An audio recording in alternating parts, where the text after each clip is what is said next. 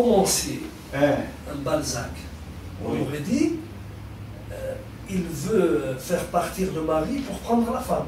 Oui. C'est romanesque ça. D'accord, enfin c'est romanesque. C'est romanesque, mais en fait la femme elle est synonyme de c'est poste, d'argent, comme d'intérêt, de Bien plaisir, de pouvoir. Mais ce n'est pas n'importe qui m'a dit ça. C'est un chef du gouvernement. Mais ça n'a pas, Sérieux. mais ça n'a pas empêché le pouvoir Oui, bien sûr. d'utiliser ces arguments de lettres Mais bien anonymes sûr, bien pour sûr. mettre en prison, Bien sûr, bien envoyer dans les sûr. camps du Sud Bien beaucoup de sûr, gens bien sûr, bien qui sûr. éventuellement, je ne sais Bien pas, sûr, bien sûr, je bien sûr, ne bien sais sûr, pas, bien sûr. n'étaient pas du tout impliqués. Bien sûr. Non, mais ça montre quoi? Ça montre la déliquescence de la société. Et le repli des gens sur soi. Le repli les gens avaient peur. Non, c'était le moment de la survie. Ah, Tout le c'est monde le- voulait survivre à la crise. Oui. Et alors, le plus la chose la plus grave, à mon sens, qui a été faite, c'est que, à ce moment-là, l'Algérie était divisée en deux. Un no man's land, où étaient concentrés, protégés, bichonnés, corrompus, un certain nombre de gens. C'est-à-dire la zone verte. Là, je ne sais pas si c'est une zone verte. C'est-à-dire à La l'irakienne. zone ouverte. Et le reste de l'Algérie qui était un ghetto. Est-ce que dans cette période-là, qu'on a qualifiée de vide politique, de vacances de pouvoir, etc., lorsqu'on dit vide politique et vacances de pouvoir, ça ne signifie pas l'absence de violence ou d'action ou d'événements majeurs, etc. Au contraire, c'est à ce moment-là qu'il y a eu des événements majeurs.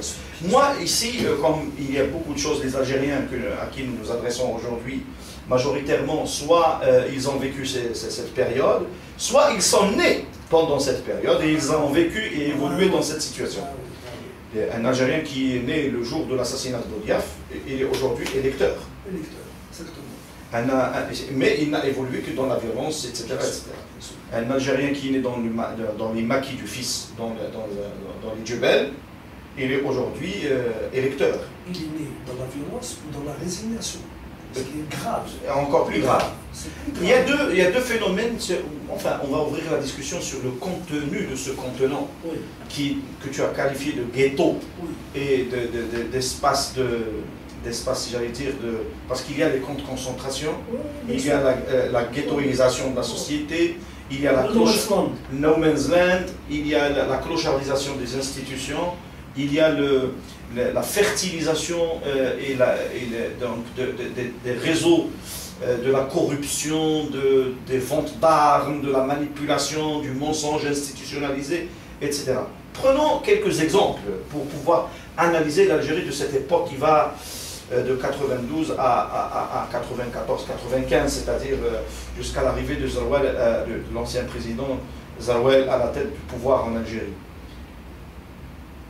Moi, je trouve que, par exemple, l'Algérie qui a vécu des moments, en termes de sécurité, en termes de violence, de terrorisme, elle a vécu en même temps des moments terribles d'assassinats individuels, d'assassinats collectifs, c'est-à-dire des génocides, c'est-à-dire des crimes contre l'humanité, des assassinats ciblés contre des politiques, contre des religieux, contre des universitaires, contre des journalistes, contre.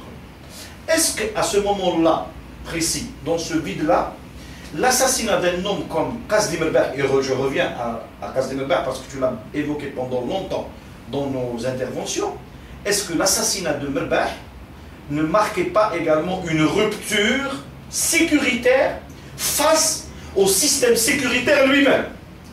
Est-ce qu'il n'y a pas un coup d'État cette fois-ci à l'intérieur même du corps sécuritaire? Comment tu expliques cette... il est nécessaire de parler de ça parce que je crois que c'est un moment majeur qui a suivi juste l'assassinat quelques mois l'assassinat de Boudiaf. Oui, je crois que là je m'avance avec prudence parce que d'abord le monde interlope de la sécurité ne m'a jamais intéressé. Et, mais par contre, tu as toujours vécu dans l'insécurité. L'insécurité, je suis né dans l'insécurité, je suis né pendant la guerre. Tu as évolué. J'ai grandi dans l'insécurité, puisque j'ai vécu toute la guerre d'Algérie, hein, toute la clandestinité. Toute la clandestinité et la guerre, comme tu l'appelles toi, la guerre civile. Et la guerre civile, et maintenant tu es dans la sécurité. Dans la sécurité totale. Mais le problème, c'est que... Que signifie pour toi? Bon, je te facilite un peu. Je sais que c'est lourd comme question. Je sais que c'est compliqué, mais je te facilite quand même la démarche. Pas la réponse, mais la démarche. Que signifiait pour toi l'assassinat de Merah? C'est la fin du processus de démantèlement d'un certain nombre de services secrets algériens qui étaient restés encore dans la gestion rigoureuse et logique du ministère de la Défense. Et qui signifie quoi? Qui signifie que les services après deviennent débridés. C'est-à-dire, explique-nous. Ça veut dire que les services qui utilisent les cabinets noirs et les coups de main en dehors de la logique de préservation de la sécurité intérieure du pays ont pris le dessus. Parce que la logique de Qasd Merah, je la redis à nos amis, je pense que la logique de Qasd Merah était encadrée par les services de la sécurité militaire, dont il a été le principal animateur pratiquement depuis une vingtaine d'années. C'était d'accompagner des mouvements d'ouverture de la société. C'était ce que j'ai appelé les mouvements élitaires de la société. J'ai parlé de la gestion de la mouvance identitaro-démocratique. Je pense qu'il a réalisé qu'il n'avait plus la possibilité de faire pour la mouvance islamique ce qu'il avait fait pour le mouvement berbère. Exactement. Est-ce qu'il a essayé? Mais en quoi, oui. Est-ce qu'il a essayé? Je crois que oui. J'ai cru lire entre les lignes. J'ai cru lire entre les lignes. Peut-être que je me trompe. Un article de mon ami, le professeur Jaballah, qui a été anciennement directeur de l'APS, c'est ça, un journaliste que tu connais, et qui a écrit à peu près moins d'une semaine un article fleuve sur la période de Chadli, qu'il a publié dans le quotidien d'Orange, je crois. C'est bien ça, sur 2 pages. Je l'ai interpellé parce que je l'ai vu il y a 3 jours, je lui ai dit j'aimerais bien avoir, si tu veux bien, m'accorder une petite discussion pour éclairer ma lanterne à des fins tout à fait personnelles, égoïstes. Jaballah dit que il y avait un conflit ouvert qui s'est aggravé entre Qasd Merah et le général président Chadli Benjedid. Mais j'ai cru comprendre, peut-être que je me trompe, que derrière Chadli Benjedid, en fait, Qasd Merah avait un conflit violent avec ceux qui tiraient les ficelles derrière Benjedid. C'est-à-dire l'Arabie Belkheim. Bien sûr. L'Arabie Belkheim et le staff de l'Arabie Belkheim. C'est ça. Et leurs ramifications aussi bien à l'intérieur qu'à l'extérieur. C'est-à-dire les gens qui ont créé, y compris dans les services, des réseaux parallèles. Non officiels. Non officiels. On a appelé ça à un moment donné, dans les années qui ont vu les grands massacres de Daraa et de Haouchgro, on a appelé ça les commandos de la mort. Est-ce que c'est vrai, c'est faux? Est-ce que ça corrobore cette thèse de qui tue qui? Je ne veux pas rentrer dans ça parce que je n'ai pas d'éléments. D'accord. Mais si je comprends... Mais à l'évidence, il y a quelque chose qui a dérivé dans la gestion des services. D'accord, mais à ce niveau-là, j'ai 2 petites interrogations. En quoi Merah gênait-il, j'allais dire, ces assassins? En quoi gênait-il le pouvoir ou l'islamisme? Parce que jusqu'à maintenant, on se pose la question sur les 2 éventuels intervenants dans l'assassinat direct de Merah. En quoi Merah gênait-il à cette époque-là? Primo, d'accord, primo. Pas en quoi. Qui j'ai les prix? Non, pourquoi j'ai posé la question de en quoi? Parce que, de par mon action de l'époque, mon vécu, ce que j'ai vécu, ce que j'ai vu, ce que j'ai entendu, ce que j'ai lu, le contact que j'avais avec lui, le Mejid. Cette période-là qui a marqué un processus de verrouillage, de fermeture et de vide politique cosmique, Merbah avait joué un rôle très important dans une sorte de politique de réconciliation et de dépassement de la crise entre les deux acteurs principaux qui étaient à l'origine de la guerre civile. Je maintiens ce que je dis. Guerre civile.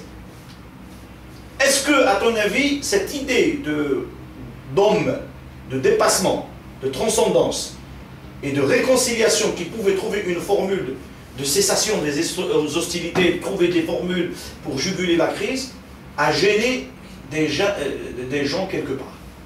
Cela veut dire que déjà des gens à l'époque ne voulaient pas de la paix, ne voulaient pas d'un règlement pacifique et politique de la crise, ne voulaient pas d'une réconciliation, tellement vogue maintenant. Je vais tenter une interprétation qui n'engage que moi, bien entendu, toujours. C'est ma lecture. En tous les cas, il ne m'engagera pas, moi. Non, si tu es en contradiction, c'est encore mieux, parce qu'au moins ça alimente la discussion. C'est parfait. Et ça montre qu'il y a deux Algériens qui réfléchissent différemment sur le devenir de leur pays. Celui qui sont inquiets en même temps. On s'inquiète, on s'angoisse même. On s'angoisse, Wallahi, on se sent dans l'insécurité. Si nous ne sommes pas d'accord, nous discutons calmement, nous discutons amicalement. Le plus important, c'est l'Algérie. C'est ça, absolument. Quelle est ton interprétation alors? Mon interprétation est la suivante. Si je maintiens mon idée, et je ne suis pas têtu, hein, si je maintiens mon idée, je suis chaoui, les chaouis paraît-il sont têtus, mais je ne suis pas têtu. Hein. D'accord. Alors disons que tu es numide, tu es un berbère. Je préfère. Numide Asma, depuis que Massine a composé un petit romain. Non, monsieur, tu n'as pas le choix. Tu n'as pas le choix, excuse-moi, tu assumes ton histoire. Pourquoi tu veux que l'histoire soit... Pourquoi tu veux être sélectif? Tu assumes ton histoire, mon frère. Tu es un humide, la tête d'un humide, qui est là. Bon, vous me dites en plaisantant, d'ailleurs vous me dites, mais c'est entre nous là, c'est grave. Un président, un chef d'État, qui frappe sur le conseil et qui dit « Eh, mais, on a ras marché. » Et واحد يفتح قبل راسو خشي. Il aurait dû dire, ça revient à la même chose, franchement. Bon, c'était juste pour... Bon. Oui, ton interprétation? Je crois que depuis la mort de Boumediene, une idée cardinale a traversé probablement la tête de Merbah en le convainquant de la nécessité, coûte que coûte, de sauver l'unité nationale et de sauver l'Algérie. C'est son côté patriote. Comment voit-il les choses? Il voit choses dans la gestion des crises. C'est l'homme de la gestion des crises. Il va vivre intensément 3 périodes de crise importantes. On en a parlé. On en a parlé. On a vu les 2 premières. C'est-à-dire celle de 80, celle de 88. Celle de 88. Et puis la celle de 80 qu'il a, à mon avis, plus ou moins réussi. Plus ou moins. Celle de 88. Celle de 88, on peut dire que c'est un prolongement qui a matérialisé par le fait de l'ouverture institutionnelle au pluralisme, qui n'est pas forcément de la démocratie, mais c'est quand même un pas important dans la démocratie par rapport à ce qui était le système du parti unique. Il restait la gestion élitaire de la mouvance islamiste. C'est là que les problèmes ont posé. Et toi, tu as dit clairement, pour ne pas redire les mêmes idées, tu as dit que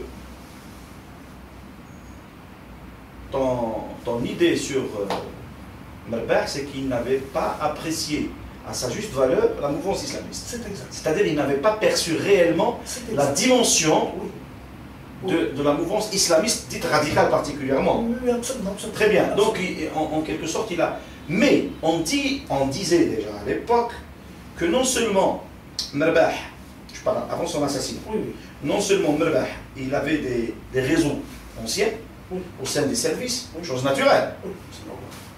Il avait également développé et tissé des réseaux au sein de la mouvance islamiste. Et qu'il avait des contacts avec beaucoup de gens, et qu'il avait, au fur et à mesure de son évolution politique, et particulièrement son évolution politique partisane, à partir de la création du Majd, évolué aux yeux de l'autre opinion intermédiaire, c'est-à-dire entre le pouvoir, les services et l'islamisme, comme étant un homme à crédit, un homme à trompe présidentielle, à dimension, à punch, etc., en qui on pouvait faire confiance, parce que la méfiance régnait à l'époque. Lui, on dit qu'on avait quelque part, aussi bien les islamistes qu'une parcelle du pouvoir, qu'un parterre de la classe politique, avait confiance en lui comme étant, j'allais dire, le médiateur, l'intermédiaire, et j'allais dire l'homme de la résolution, c'est-à-dire la résolution du conflit, qui pouvait transcender tout le monde, etc., etc., et refaire j'allais dire, remettre le pied sur pied. D'accord.